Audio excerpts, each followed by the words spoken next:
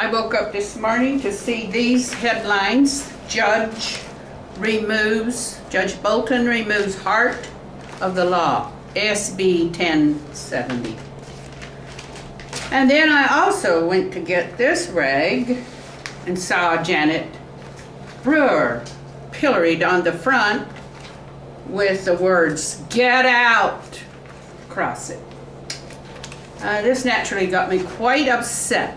I don't think I've been quite this upset since all of this started. The article here is by Michael Lacey, who is responsible, I believe, for establishing this newspaper, the New Times. And in it,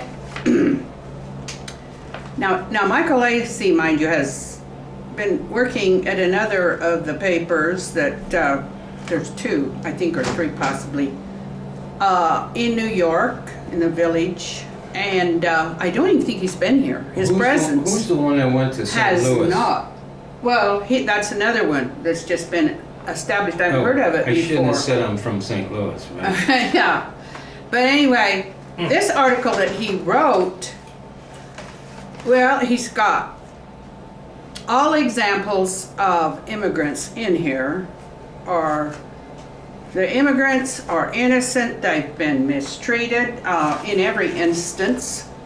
Now, I must point out that Michael Lacey has a big vendetta going on with Sheriff Arpaio, because Arpaio came one night and with some deputies and arrested him and his partner, and it's all circled around the New Times printing Arpaio's home address, which made him very angry because he felt it.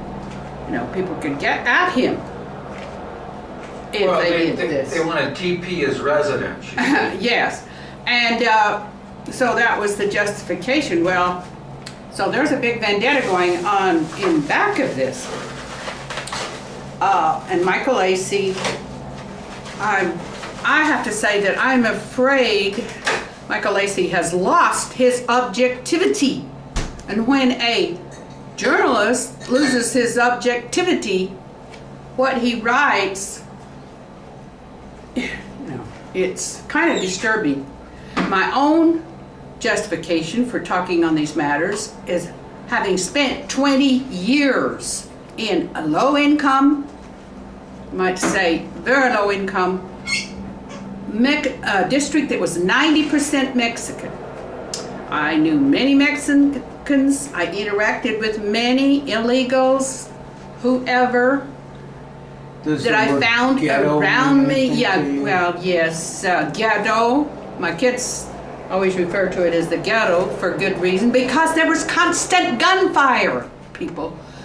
Worse than anything that I could possibly ever describe. And I've never experienced that in any other. I've lived in somewhat ghettos because I'm a poor woman. And I'm partially disabled, so I had to live in poor apartments, cheap apartments. But in that neighborhood, I feared for my life, and somehow or another, I had gotten entangled. I had a boy and a girl. I had to have a 3-bedroom HUD complex after I became completely disabled. So this was one of the better and less violent complexes. But I did not know if we would all survive it. And my take on this, you know, when people break the law to come into the country, they don't think too much about breaking other laws. In other words, if they got to get a car, they may not even have driver's licenses, and they might not get insurance. Now, this is a very common thing for poor people. White, Mexican, is if you can't afford something, you break the law.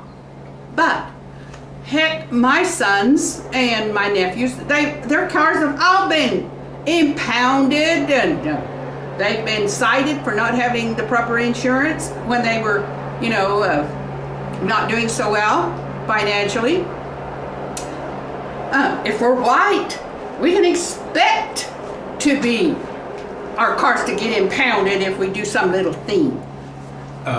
I wonder if these people as well. But if the Here. Mexicans, can hear this helicopter hovering right around us here. yeah. See, that's how bad she is. They know that she's making this, and the helicopter is. Can you hear the chopper Yeah, there? they're down up there watching me. I no doubt. But if it had been Mexicans and Michael Lacey got hold of it, her cars had probably been impounded because they were Mexican and they were getting persecuted. Right here and there. There's also Chandler officer slain last night in an undercover. 2 others hurt.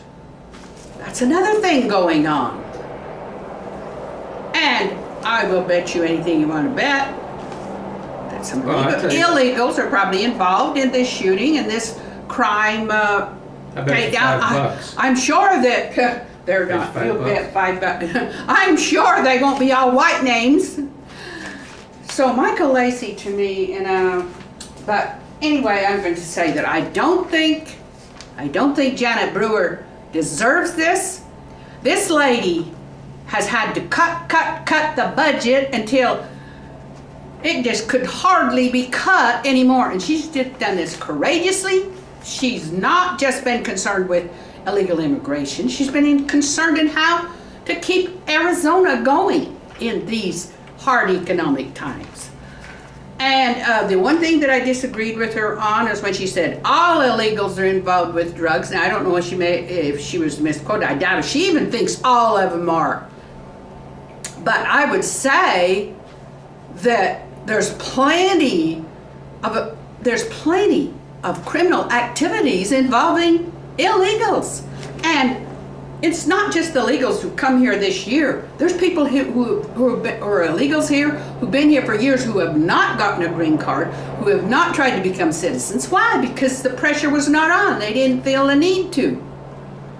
And now, because of this law, I think that they're feeling, they've got to find another state, and they're worried about the fact they don't have a green card and they've been illegal for a long time, and they should be.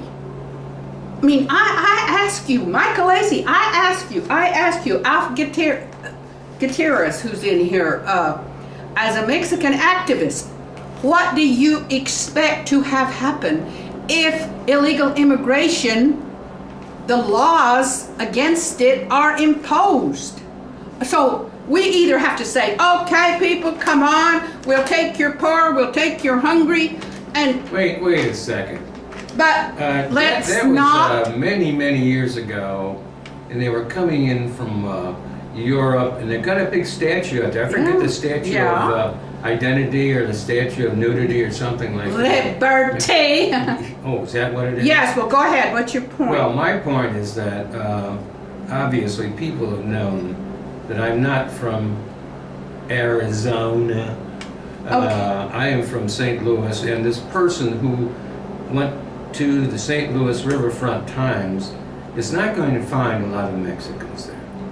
There's going to be a little different piece of demography going on, demographics.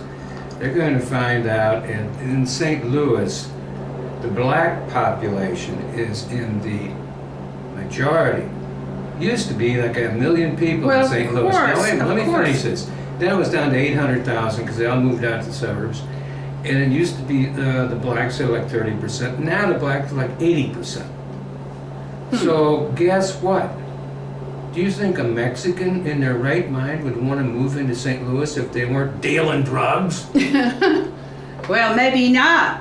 But what I'm thinking is that